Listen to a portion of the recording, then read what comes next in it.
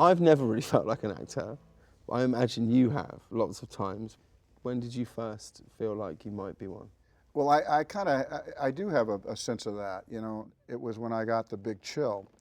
And I remember I had gone for 3 or 4 interviews, and it was a smaller part, and it was one that the studio didn't even have to approve. So if the director wanted me, then it happened. And I remember driving home, I knew it had happened. On the freeway, I knew that it had happened. I took great solace in looking at your film credits last night and seeing that one of your first roles was frat boy number 1 Right. in a film. Yeah.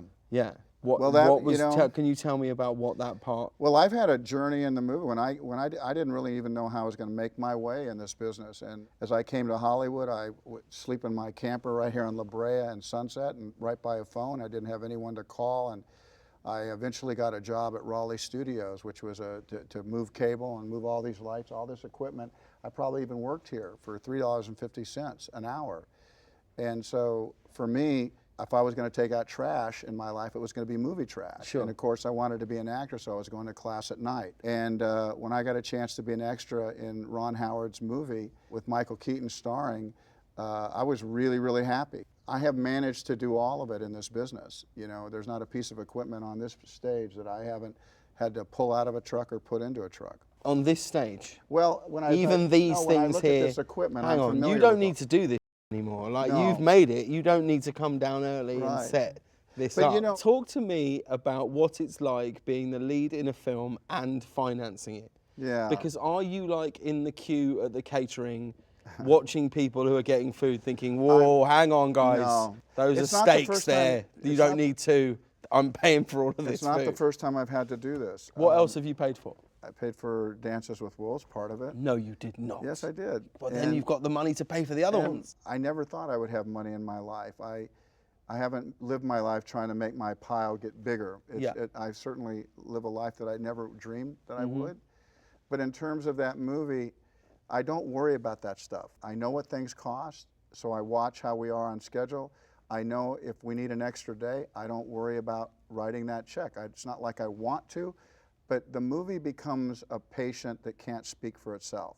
Right. And too often there are people tugging at movies, and if I think the movie's been shortchanged, I will dig into my pocket more to make sure that it can become that thing that I want people to see in the dark, because I absolutely believe in that 2 hours that people still go to watch movies, and it has to be everything that we can put into it, both as an actor and financially. You've just been in something that I grew up with, which was the musical, and I would love to do a musical at some point. And you were just in one. We're in one now. I watched it. It was really good, and I felt this tinge of, God, I wish I could be in that. A little jealousy, if you will. Really? Yeah. I love that. We've got that on film, right? Kevin Costner saying that he's jealous. They had a screenplay and they'd sort of stripped the musical down, and we rehearsed for a week, and then we were going to show it to all the Disney execs. Right. And if I'm honest, genuinely, I went into it with my eyes very much open, thinking, well, I'll do this workshop, and then if the film gets greenlit, they'll get, someone very famous You were a to do it. placeholder for Steve Carell. Steve Carell or Jack Black or That's whoever, right. or anyone else that you want to come. Genuinely, I was like, well, that's what it will be. And then, God bless him, to his credit, Rob came up to me afterwards and said, if I make this film, I will never make it without you. Yeah. And Well, that's an auteur.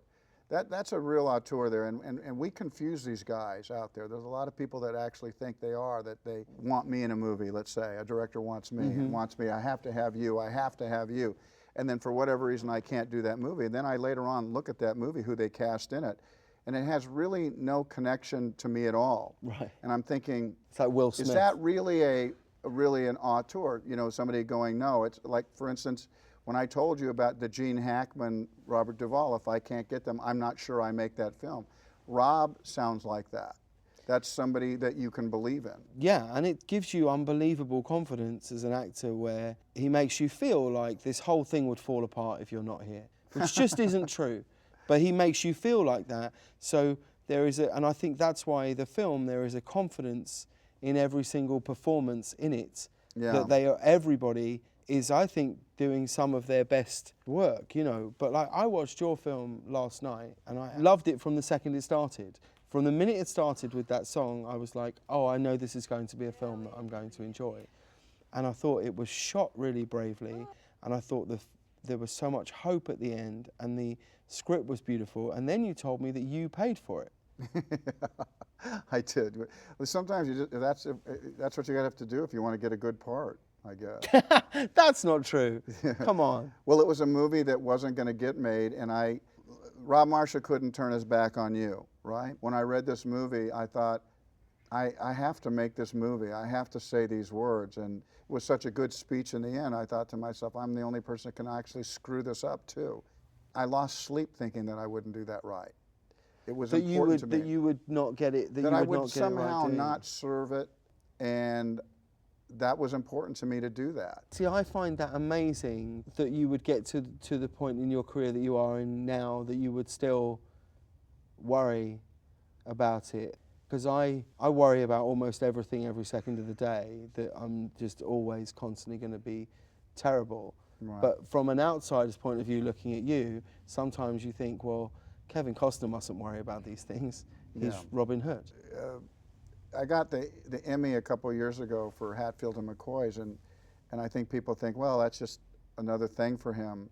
I don't think people understood what that meant to me, because, you know, I'm the white guy. I'm 6'1". I play leads in movies. It should be natural to me. Me too. Right, it should be natural to me. That's where we're very much the same. We really occupy the same. Me, Hackman and Duvall, that's who we are. That's what it is. So if I couldn't get me or you, I'm not doing the movie. We should make sure that there's a name placing on the screen here so that people know which one is me and which one's Kevin Costner. I've actually put you in my contract. If I can't do the movie, you have to. Yeah, okay.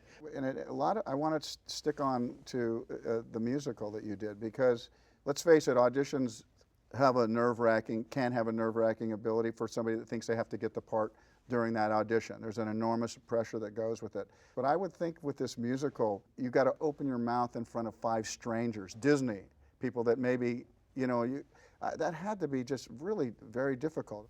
Well, yeah, I mean, auditioning is always terrifying, but it's more terrifying, you know, like those jobs when you go, I know in my core that if I get this right, I can absolutely do this. And those are the terrifying ones, because you can essentially pare your life down to like 12 moments, 12 decisions, 12 moments when I walked in and something happened and all the stars aligned and I managed to sing the way I always wanted to sing in my head and be the person I always hope I am when I meet someone.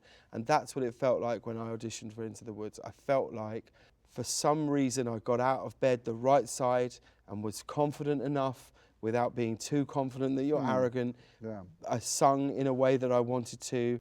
So as your career continues to expand, there's this idea that you're going to go ahead and take on one of the toughest things that you can do here in Hollywood is a talk show. Yeah, it's going to be a complete disaster, let's be honest. We're all thinking it. It's going to be, believe me, no one's more shocked.